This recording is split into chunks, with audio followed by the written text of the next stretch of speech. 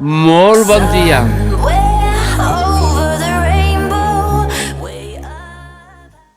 Us deia molt bon dia. Us parla el Jordi Trilla per la gent que ens escolta des de Ràdio Societat i estem aquí a un espai fantàstic. Avui fem una edició de luxe del podcast de Memòries LGTBI del Casal Lambda i és molt especial per diversos motius. El primer, perquè ho estem fent dins del programa de les festes de la Mercè i per tant, encara que sigui una...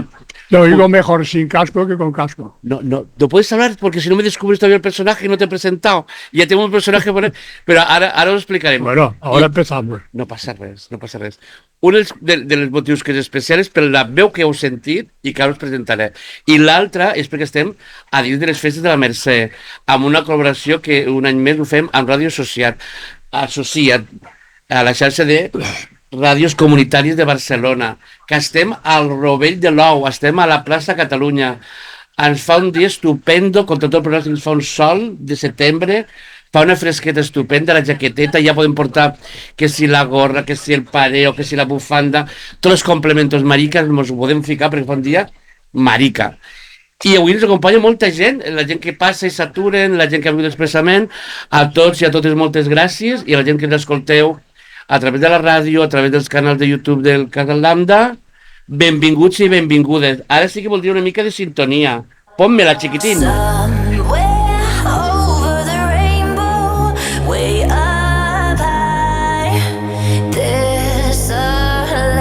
Te digo que no lo oigo. Pero a él no lo oigo. Com us deia, és molt especial, també molt especial perquè no tinc a la Carme Porta, que enguany està feta un pupes i sempre li passen coses. Esta vegada té una vida social amagada que no ens conta i com que va per tot arreu i parla amb tanta gent, doncs ha agafat un virus i ha d'estar a casa. És com aquests constipats moderns. Ja sabeu què vull dir. Carme, cuida't, a la doctora t'esperem. Com us deia, i també és molt especial perquè avui tenim, jo estic molt feliç, perquè tenim per mi un referent de l'underground de Barcelona. Igual me diu que ell no està d'acord amb el que diré, però per mi és un esperit, és un home lliure i això és meravellós. Us parlo de Nazario Luque. Nazario, molt bon dia. Hola, ¿qué tal? Ara li faré preguntes perquè no porto qüestionari perquè m'han dit, normalment el qüestionari el fa la Carme i jo pues, vengo aquí, poso la veu i faig de xàxara. I la veritat és que pues, m'he preparat l'entrevista però no he fet cap pregunta, he pensat, què li pregunto a Nazario que no se l'hagi preguntat? I per tant te fa una pregunta òbvia. Nazario Luque, ¿quién es Nazario? Bueno, yo en principio soy nacido en Sevilla, llevo aquí 50 años, me vine para dibujar cómic. Estuve dibujando cómic durante 10 o 12 años. Luego me dediqué a la pintura. Estuve pintando otros 10 o 12 años. Y ahora escribo y llevo escribiendo, aparte de hacer fotos, otros 10 años. Con lo cual son los 50 que llevo. Bueno, nos has dicho qué es lo que haces. Yo te he preguntado quién eres, pero en todo caso vamos a intentar descubrirlo, si te parece.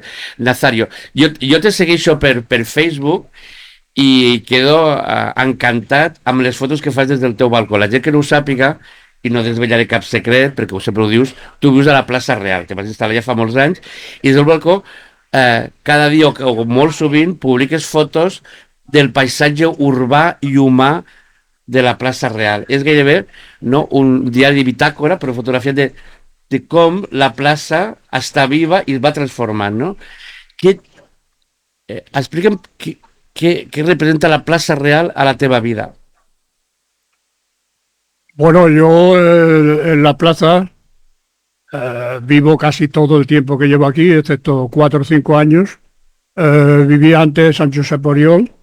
Un día Ocaña me dijo que en la plaza había un espacio libre, un estudio libre. Yo acababa de conocer al que sería mi marido, Alejandro. Entonces nos fuimos los dos a vivir allí a la Plaza Real. Ha habido una serie de transformaciones en la vivienda hasta que nos convertimos en propietarios de un trozo de 60 metros cuadrados. y tengo la suerte de tener una ventana a la plaza y tengo la suerte de ser observador, de no perderme detalles y gustarme mirar. Entonces estoy todo el tiempo, de cuando en cuando me doy un vistazo para ver qué pasa. Tengo mi máquina fotográfica con mi zoom allí al lado y lo que pase pues lo pillo rápido. Dono fe. Tu vas arribar a Barcelona en 71 y llegint alguna entrevista anterior deies vine a Barcelona porque era una ciudad cosmopolita y porque Madrid como la capital era una ciudad muy facha. Si te lo vuelvo a preguntar, esa afirmación estaría intacta. ¿Barcelona es mejor, es más cosmopolita y Madrid es una ciudad de fachas? ¿Hoy esto ya cambia un poco? Bueno, a mí yo lo de Madrid no me gustaban por ser facha, no me gusta porque no me gusta la ciudad. Lo mismo que Londres tampoco me gusta. En cambio, París me encanta, o Roma. Es decir, son gustos de estética, de arquitectura, porque allí en Madrid tengo muchos amigos y he tenido muchos amigos y he ido muy a menudo. Pero en Barcelona, al ser mediterráneo, ya es otra historia muy diferente. Y cuando yo la primera vez que estuve aquí en Barcelona, precisamente visité la Plaza Real, estaba llena de hippies fumando porros y esto, y digo, esto es lo que a mí me va. Entonces, cuando decidí cambiarme Yo soy maestro nacional, estuve trabajando de maestro nacional en Sevilla durante 15 años y hice un cambio aquí a Barcelona, me vine a Nou Barris, a Ciudad Meridiana, estuve un año y ya abandoné la enseñanza y me dediqué a la vida bohemia. Quan comentava al principi que per mi ets un home lliure, és a dir, tu eres mestre, eres professor, no? I per tant tenies, diguéssim, una ocupació fixa, un sou, y de repente dices, no, lo dejo todo, me voy a una comuna y me dedico a hacer cómics. Es decir, ¿esto cómo pasa por la cabeza? Es decir, ¿cómo dices, me tiro a la piscina y que sea lo que Dios quiera? Bueno, a mí me gustaba pintar, me gustaba dibujar cómic y yo cuando vine tenía una carpeta ya con bastantes dibujos y lo de la aventura pues es la aventura, claro, yo tenía un sueldo fijo todos los meses y de pronto pues me encuentro con totalmente en el alambre, pero es que los amigos que conocí aquí en Barcelona, todos más jóvenes que yo, pero y ninguno había abandonado un sueldo fijo ni una carrera, pero vivían más o menos igual, un poco a salto de mata, y a mí eso me encantó y viví a salto de mata hasta ahora. Hasta hoy. Cuando empezaste esa aventura, ¿te imaginabas que eso podría tener éxito? ¿Que eso acabaría siendo tu modus vivendi?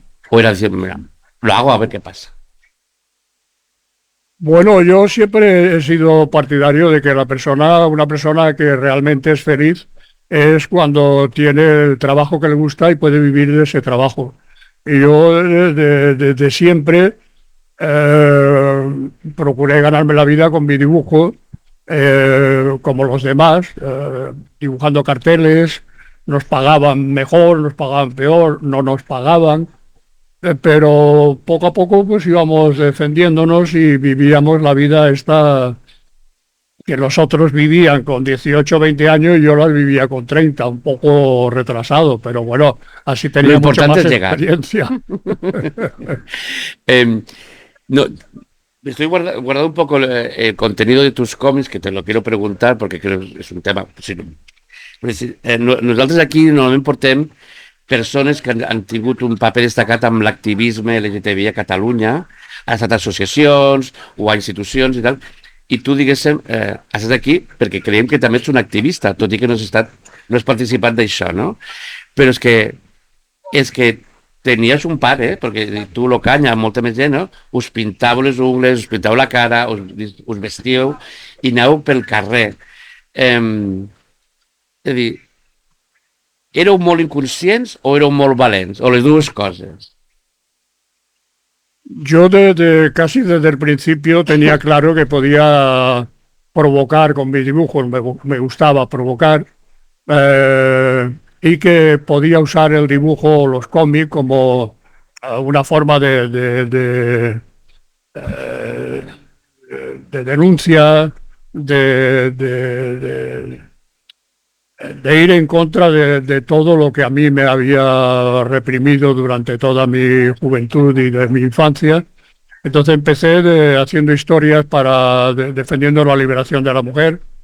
Y en un momento dado pensé de que siendo homosexual lo que realmente debía de hacer era defender la liberación de los homosexuales y denunciar un poco toda la represión que había sufrido por parte de la Iglesia, por parte de la sociedad y por parte de la familia, de mis padres. Entonces me dediqué a hacer esto y bueno, claro que era provocativo porque mi dibujo es muy realista y las historias que a mí se me ocurrían eran unas historias un poco escabrosas. La primera historia que se conoce descaradamente homosexual de la relación de dos hombres se llama La visita, son 2 páginas y es un matrimonio, llega de visita a casa, una pareja de novios llega de visita a casa de un matrimonio, las mujeres se van de compras y el chico y el señor se quedan allí y de pronto pues poco hay un guiño y terminan los dos en la cama, follan, adoptan todas las posturas adoptables en el sexo, menos una, como dice Sade, que esa no sale. Y luego vienen las mujeres y se van.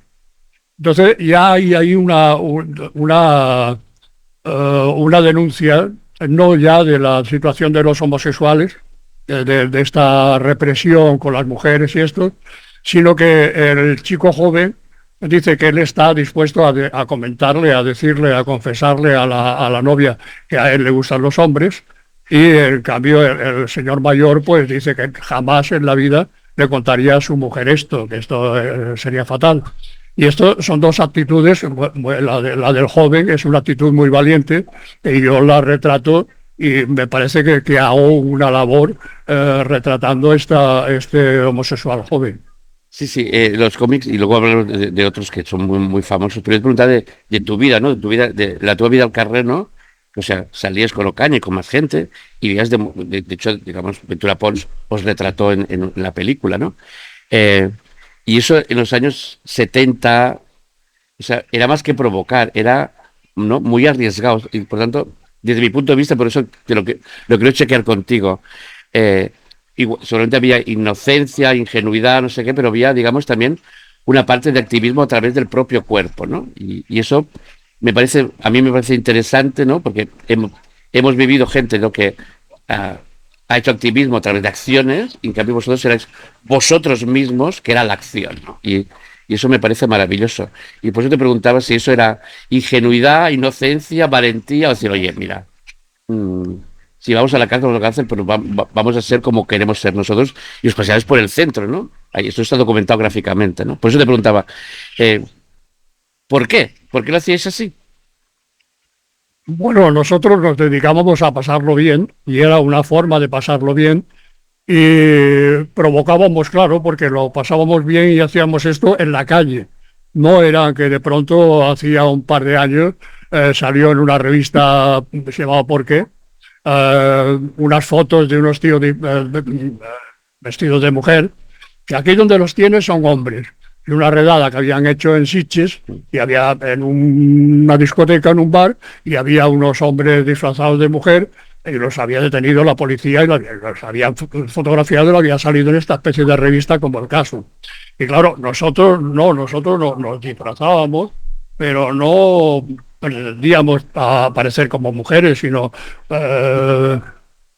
yo, por ejemplo, yo tenía bigote y me pintaba los labios, pero seguía con mi bigote, no tenía mi cara maquillada, yo nunca he sabido maquillarme, así como Caña se maquillaba fantástico. Íbamos a pasarlo bien a la Rambla, Ocaña era muy versátil, lo mismo cantaba, que recitaba poesías, que bailaba, que enseñaba la polla. Entonces esto al público de la Rambla le excitaba. De pronto había como 200 personas a nuestro alrededor, y algunas veces nos íbamos a casa porque ya nos íbamos ya cansados y la gente nos seguía. Teníamos que cerrar el portalón porque es que seguían para ver qué hacía más Ocaña. Bueno, vamos a hablar un momentito porque siempre tenemos convidados unas canciones y vamos con la primera. Si está preparada, pues cuando queráis. When you walk through a storm, hold your head up high and don't be afraid of La Jessie Norman, You Never Walk Alone. ¿Por qué esta canción, Nazario? Bueno, a mí Jessy Norman me encanta. A mí esta canción me pone los pelos de punta y a mí me parece que es reivindicativa. Se usó, independiente de que se use como himno en el Liverpool, se usó después de la pandemia de COVID como gracias o dando gracias por haber salido ilesos de la enfermedad esta. Y bueno, creí que esta solidaridad era oportuna en este momento. Fantàstic, Nazario. Tornem a les Rambles, tornem a les vostres diversions, vestits de dona, mostacho, no sé qué. Provocàvem, ¿no? Yo creo que ahí empezasteis a ser queer antes de que el movimiento queer, digamos, estuviera, digamos, incluso, digamos, teorizado. Y provocáis tanto hasta el punto, que es una cosa que me choca, ¿no? Que no os quisieron en la primera manifestación que hubo de liberación en el año 77 de las Ramblas. O sea, no podéis estar delante porque dais como, ¿no? Vais a dar una imagen que no queremos, ¿no? O sea, el autoodio, ¿no? Y la autocensura del propio colectivo, ¿no? Es muy fuerte, Nazario, que os pasara eso. Porque esto también está pasando ahora, ¿no? Con los cuerpos normativos y tal, ¿no? O sea, tú eres gorda, eres fea, no sé qué, no tienes éxito en el ambiente, ¿no? Y vosotros os vestís de mujer y eso les va a dar mala imagen, ¿no? Muy fuerte, Nazario, eso. Yo ahora acabo de enviar un texto para una exposición que se hará, creo, en La Modelo, con fotos de colita, rememorando la primera manifestación del 77. Y me cargaron el texto y en este texto hablo de Ocaña. Yo vivía en San Josep Oriol. Ocaña vino a casa para que fuera con él a la manifestación. Él venía con Camilo y él venía vestido, disfrazado con una peineta, un vestido largo de tul con encajes, que yo la verdad lo vi lo menos apropiado para una manifestación en la que se supone que iba a haber policía, que íbamos a tener que salir corriendo delante de la policía, y la verdad que salir corriendo con una peineta y con una ropa y con un vestido de ese tipo era fatal. Esto por un lado. Pero por otro, la actitud de los machos de la manifestación, yo incluido porque yo no iba disfrazado, fue un poco de relegarlo a segundo plano, porque querían dar una imagen de que los maricones éramos muy machos, o de que entre los machos que había mirando también podía haber muchos maricones. Es decir, que el maricón no tenía por qué ser la mariquita oficial con pluma, sino que podía ser cualquier hombre, lo cual es bastante reivindicativo. Lo que pasa es que, claro, suponía un menosprecio para la mariquita, para el afeminado, incluso para las travestis. Y entonces se creó un segundo movimiento del CECAC. Y al año siguiente este grupo, formado por travestis y por mariquitas, y nosotros nos adherimos a ellos, hicimos la manifestación del 78, mientras los del FAC se encerraron en la iglesia de San Miguel de la Barceloneta, protestando porque aquella manifestación estaba prohibida. Entonces nosotros, este grupo de las mariquitas y del CECAC, tuvimos valor para salir a la calle como habíamos tenido en el 77. Y volviendo también a los cómics, ¿no? Tú tienes un gran personaje que es, a ver si lo pronuncio bien, porque yo siempre lo pronuncio mal, Anarcoma, ¿no? Bravo. ¿Lo he pronunciado bien? En todo caso, es un personaje mítico, icónico, ¿no? Y es una mujer trans, ¿no? Eh, ¿Cuánto crees que tú has aportado, ¿no? A la reivindicación, a la normalización, a la mínima visibilización del colectivo trans, tener un personaje como es? Bueno, yo estaba un poco harto ya de denunciar la situación de represión de los homosexuales y pensé de que era hora de retratar a los homosexuales como personas normales y retratar sus problemas, sus vivencias, como retratan cualquier cineasta o cualquier autor de teatro las relaciones heterosexuales. Entonces yo inventé el personaje, eh, pensaba crear una especie de detective hombre, pero ya estaba el Humphrey Bogart y no lo iba a superar. Estaba en mujer la Modesty Blaise o Barbarella en Francia. Entonces se me ocurrió de pronto esta mezcla de Humphrey Bogart y Lauren Bacall y pensé de que una travesti sería el personaje fantástico para que me ayudaría a retratar el ambiente en el que yo me movía aquí en Barcelona, de lo que llamaban bajos fondos y bueno, pues quedó perfecta porque ella, las amigas, los problemas de cambio de sexo, las bisexualidades y todas estas historias, las metí en un saco y salió esta especie de personaje. Sí, pues el sexo creo que ha sido un tema muy importante en tu vida artística, también en tu vida personal, ¿no? El sexo importa mucho en tu vida, Nazario, ¿o me equivoco? A ver, Un yo sexo libre, el digamos. libro que estoy escribiendo Ajá. eh, trata de creado 4 personajes que se reúnen en el Bar Cosmos en la Rambla, el antiguo Bar Cosmos, y cada uno cuenta historias de sus aventuras, de sus novios, pues todas son carrozas, es decir, señores jubilados que tienen la vida más o menos resuelta, que tienen sus novios, sus amantes, sus ligues, y se cuentan cada uno estas historias. Y bueno, son mis historias que las he puesto en boca de estas 4 personas y me está costando un poco de trabajo, pero porque, claro, la vida sexual de cualquiera es bastante variada. Y la mía, pues yo pienso que la mía y la de Alejandro como pareja abierta y las relaciones que teníamos los dos con hombres igual durante 30 años o todas estas vivencias son las que intento retratar y estoy ya prácticamente terminando el libro. Llevo ya como 10 o 15 años con él. Pues té moltes ganes de llegir-lo. La gent jove que no conegui el Cosmos era un bar que estava a les Rambles, al carrer cantonada Escudellers, no m'equivoco, ¿no? Sí, sí. ¿Y qué pasaba en el Cosmos? Bueno, el Cosmo está detrás de Pitarra, de la escultura de Pitarra, está en la Plaza de Teatro. Estaba delante de unos váteres públicos, que siempre los váteres públicos han sido míticos. Aquí en Urquinaona había unos bastante famosos.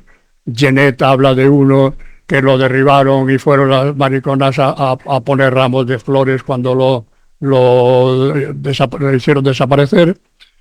Y también había un pep show, se llamaba el Panam, enfrente, en la acera de enfrente, y iban muchos señores a darse vueltas por allí para ver qué caía. Incluso tengo un amigo que tenía un piso allá arriba, el Gurruchaga también se compró un piso allá arriba, y yo me reía mucho con él porque digo que de madrugada sacas la caña de pescar, tiras el anzuelo y te subes a lo primero que encuentres. Y claro, este ambiente que había hacía que el bar además es un bar mítico, se reunían muchas carrozas de toda la vida para organizar viajes y para hablar de lo que hablan estas Sí, sí. familias. De fet, diguéssim, ara coneixem tots el gai sample, però llavors als anys 70, 60, 80, diguéssim, l'escena homosexual estava a les Rambles, estava al Raval, ¿no?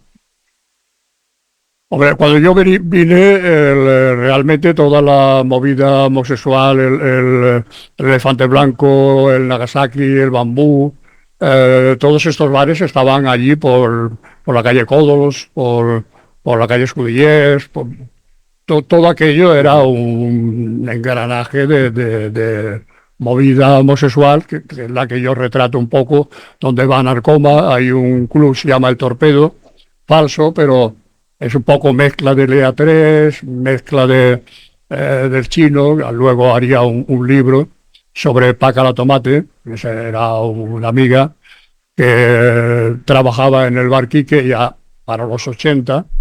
Ah, ese bar lo conocí. ¿Conociste el Quique? El Quique, y no sé qué, si eran tus dibujos, pero en el baño había unos dibujos que creo que eran tuyos o si no se parecían mucho, o me equivoco. En el baño había unos dibujos míos y en el baño Kate Haring hizo una firma en la cisterna, y esta cisterna se la llevó el Carlos cuando cerró el bar y se perdió. Es una pena porque era una joya, pues Sí. era El bar en sí era una joya. medio dicham, medio. Y el bar era un bar abierto, que a mí nunca me gustaron los bares de homosexuales cerrados, aquello que casi tienes que pedir permiso para entrar. Y en este bar entraba y salía todo lo que quisiera. Había gente mezclada, había homosexuales, había heterosexuales, había bisexuales, había putas, había travestis, había camellos que vendían droga. Y, Eso todavía bueno, existe en los bares ahora, ¿eh? ¿eh? Eso continúa tal cual. No, esto de el camelleo, me imagino que es algo que no se ha eliminado, porque a todas nos gustan los caramelos. O no, nos gustaban, a mí ya no. Ya sabes, los únicos caramelos que me gustan son de estos y que no te lo voy a decir. No, pero estamos aquí. Te voy a hacer una última pregunta antes de poner una canción, que es, has citado a Carlos, que la gente solamente no, la gente bueno, no la conoce, pero los que estamos el Quiques, luego el Estebar sí que lo conocíamos, y Carlos de mayor pues está retirado en un hotelito, me parece, el Camino de Santiago. Entonces, claro, cuando uno es joven piensa qué seré de mayor. Cuando tú eras joven, porque claro, tú bueno, también eres amigo de Mariscal, y Mariscal, ¿no? Un momento que el 92 lo petó, bueno, todas muchas cosas. Entonces, tú cuando eras jovencito, cuando tenías esos 30, ¿te imaginabas que de mayor serías como eres ahora o no? Pues yo soy de un pueblo muy pequeño, 300 habitantes. Entonces yo de toda la vida desde pequeño estaba muerto de asco de vivir en ese pueblo. Yo estaba deseando de salir y cada vez que escuchaba la radio de que había alguna fiesta o algo, a mí se me caían las lágrimas pensando lo bien que podía pasarlo en el sitio donde hubiera las fiestas estas de que hablaban. Entonces hice todo lo posible por vivir como vivo ahora. Por supuesto, no esperaba llegar a esta especie de, llámalo plenitud, pero estoy muy contento de haber llegado a conseguir un poco lo que siempre me gustó. Nosotros estamos muy contentos de que estés aquí y que estés tan estupendo. Vamos a poner la segunda canción que creo que es muy actual. Free, free Palestine. Free, free Palestine. Free, free, free Palestine. Free, free, free Palestine. No more murder, no more lies. No more murder, no more lies. Free, free, free Palestine. Free, free, free Palestine. Palestine.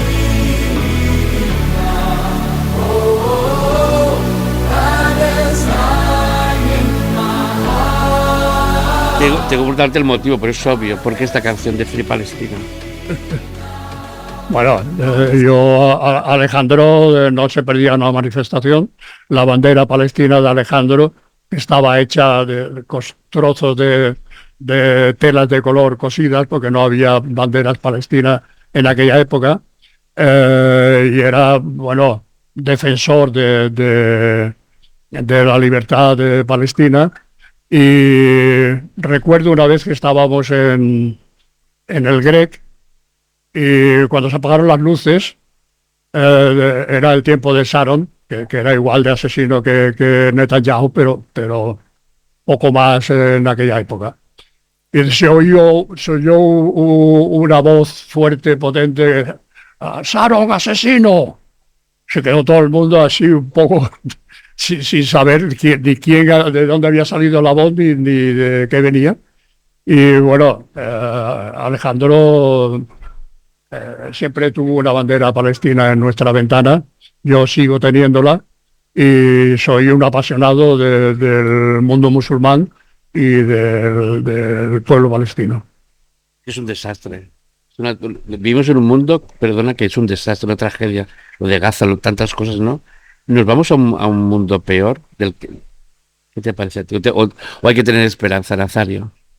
Siempre hay, yo pienso que siempre hay que tenerla, pero hay conflictos muy desagradables. Yo anoche estuve viendo un documental sobre los rohinyas, 1,5 millones de musulmanes desplazados en Bangladesh, procedentes de Birmania, que los echaron, y allí están, tienen prohibido trabajar, viven en una especie de... no pueden construir con casas con ladrillos y permanentes, sino que en tiendas de campaña. Esto es demencial. Cómo viven los saharauis es terrible, y lo que están haciendo con el pueblo palestino, después que era el pueblo que usurparon los judíos cuando llegaron allí, a mí me parece penoso, y más penoso es la actitud de todos los gobiernos, tan tibia y tan... ¿Por qué han esperado tanto tiempo para reconocer el Estado palestino si ya lo tenían que haber reconocido hace siglos? Tengo que ir cerrando la entrevista porque tenemos el tiempo muy justo. Igual te invitamos otra vez, pero querría ir ya acabando. También creo que es un desastre la falta de reconocimiento que tienes en Cataluña, Nazario. No te han ofrecido ningún reconocimiento o no lo has querido. O sea, ¿cómo es posible que no tengas la Cruz Sant Jordi o que te den la medalla de oro de Barcelona? ¿Cómo es posible que no haya una exposición retrospectiva de tu obra? ¿Cómo es posible que el Reina Sofía y otros museos internacionales adquieran obras de Nazario y a mí no me consta que ningún museo un poco con cara y ojos de Barcelona tenga en su colección, en su fondo de colección, obras de Nazario? ¿Cómo es posible, Nazario? Bueno, de aquello de Casa del Herrero, Cuchillo de Palo, yo en mi pueblo este pequeño del que he hablado, de 300 habitantes, me pusieron a la Casa de Cultura le pusieron el nombre de Nazario. De pronto el alcalde quiso poner un vertedero y yo protesté y dije que mientras que la alcaldía quisiera poner un vertedero en las cercanías del pueblo, que no contaran con mi nombre para nada. Lo derribaron. Había regalado 4 dibujos, lo perdieron o lo rompieron o no sé qué pasó con ellos. Es decir, este en principio es el reconocimiento que yo tengo en mi pueblo. Y aquí en Barcelona, hombre, un poquito a trancas y barrancas, aquello de pues ramblista de honor. Eso sí. Y chucherías de este tipo. Ser ramblista de honor me parece una cosa maravillosa y fabulosa, es una cosa espléndida, pero hombre, es que, o sea, el Reina Sofía te tiene ahí, has traducido tus cómics en Estados Unidos, en Inglaterra, en medio mundo. A ver, me dieron en Madrid la medalla de oro de las Bellas Artes. Y es un reconocimiento. Ya se me tengo que acercar porque estoy muy indignado. Que me dice, acércate al micro. Es que no pot ser, Nazario. Hem de fer alguna cosa, te ho dic. Bueno, me han comprado la Turandot, que ya es algo, son 56 páginas. Estamos en vía me han comprado la Generalitat para el MNAC, me ha comprado obras bastante emblemáticas. Ya me callo un poquito. Un poquito por aquello de que como había vendido tantas obras al Reina Sofía, pues aquí se iban a quedar sin nada. Realmente se quedaron con muy poco, lo que no habían querido en el Reina Sofía. Pero bueno, tampoco me voy a... Hay un trato con el Museo de Sitges para ver si le dejan hacer un museo Chema. gay. El Que esto Chema, estaría el muy bien director, con el sí, sí. Chema. Y a ver si sale, porque es una propuesta y Esperemos pasa que por sí. muchas Y que el manos. MENA, que ahora se va a ampliar, hay un proyecto de ampliación para hacerlo enorme. Me consta que sí que va a haber espacio para lo que le llaman artes aplicadas y nuevas artes, y seguro que ahí habrá, seguro que debe haber un espacio para ti en el nuevo MENA. Espero que sí. Vamos a Si poner no, una no en la pequeña Plaza Real, ¿eh? ¿eh? Si no en la Plaza En la Real. Plaza Real. Vamos a poner una pequeña sintonía para hacer el cuestionario. Rápido, rápido. Eso es muy rápido. Tienes que contestar sí o no, pim pam, pum pum. Solo para una pregunta que supongo que te explayarás un poco. ¿Me bajáis? Sí. Primera pregunta, edad, 21. estado civil, Viudo. religión. ¿Crees en algo? ¿En algo trascendente a la vida? Sí, yo creo en las personas, en la gente. Creo en las personas, en la gente, en la vida, en muchas cosas. ¿Votas Nazario? Claro. Una virtud tuya. Virtud, cabezonería. Y un defecto. Esto de que me enfado muy pronto y se me quita el enfado rápido. Bien. Si pudieras, ¿a qué edad volvería? ¿Y por qué? A la que tengo, estoy muy contento con tener 81, haber llegado a tener 81 años, no es moco de pavo. Bueno. ¿Te penedeixes te arrepientes de algo? No. Pero ahora no me acuerdo de que puede haberme arrepentido. Claro. Igual bueno, en un momento dado querer ligar con alguien y no tener el valor de hacerlo y que ese alguien desapareció de mi vida, esto puede ser arrepentimiento. Caro peix. Las dos cosas me encantan. Gats o gossos. Ninguno. ¿Quién te ha enseñado la edad que no sabías cuando eras joven? ¿Quién?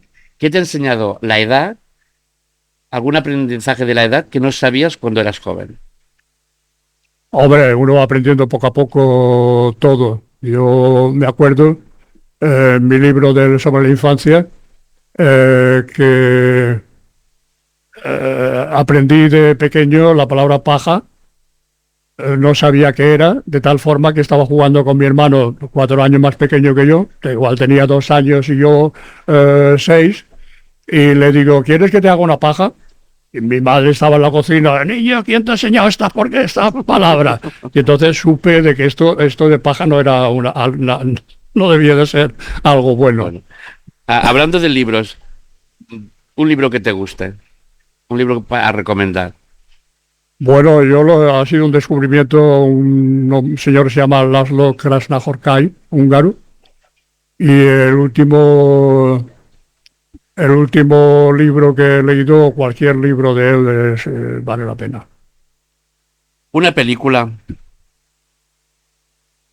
Satán Tango de Belatar, con guión de Laszlo Krasznahorkai. Un olor. Los jazmines, Una ciudad. Barcelona. Tu persona favorita. Ocaña, Un personaje histórico que admires. pues te repito que Ocaña. Un color. Todos. Y un secreto que nunca hayas contado. Soy muy lenguaza, yo lo cuento todo. Vale, y son 19 preguntas y la última es un aprendizaje sobre la vida que quede para el futuro. La vida yo pienso que es un aprendizaje continuo desde que nace uno hasta que se muere, y lo bonito es seguir aprendiendo y seguir entusiasmándote con las cosas y sentir curiosidad, y esa curiosidad es la que te lleva a seguir aprendiendo más. Vale, pues ahora vamos a una sección que normalmente la hago yo, pero hoy lo vas a hacer tú.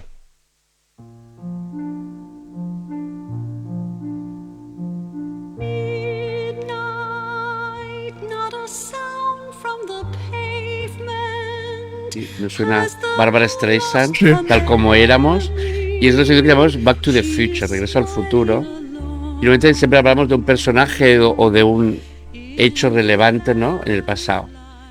Y hoy queríamos hablar de Ocaña, y digo, ¿cómo voy a hablar yo de Ocaña teniéndote a ti?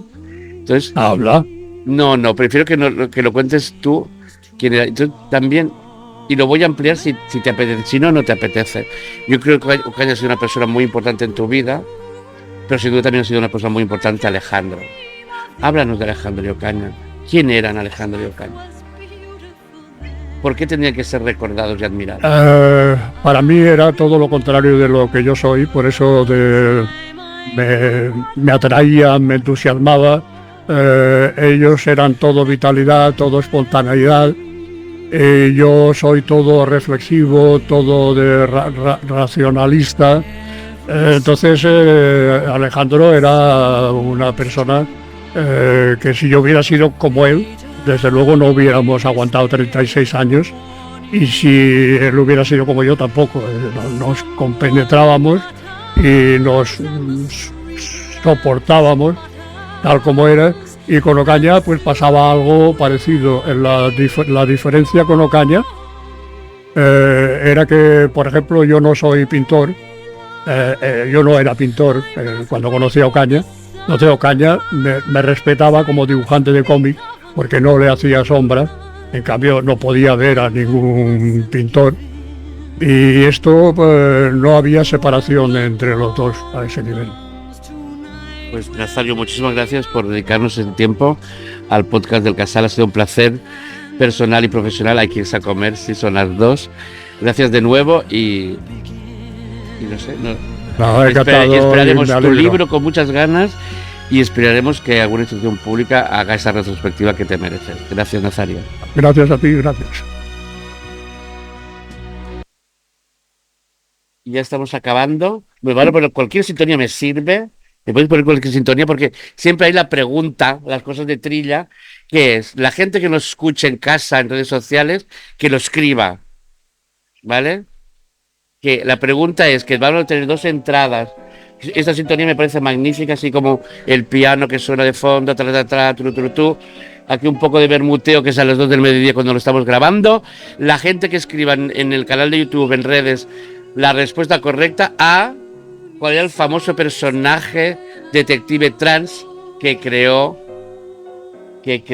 Nazario, y que venía el nombre, y el nombre empieza con A y suena como a una serpiente muy grande, muy gorda, una mega serpiente que tenía entre las piernas este personaje. Quien sepa, que escriba, y tiene 2 entradas para el festi, que es el 18 de octubre. Moltes gràcies, Carme, te necessito, torna, posa't bona aviat. Gràcies a la gent de Ràdio Societat, a la gent que ens escolta aquí en directe a la plaça de Catalunya, als tècnics que estan aguantant un sol de justícia. Ho sento, era això o un paraigües? Preferíamos el sol. I als tècnics, a tothom, moltes gràcies. Ens trobem a la nova edició a l'octubre. Besets i expressió.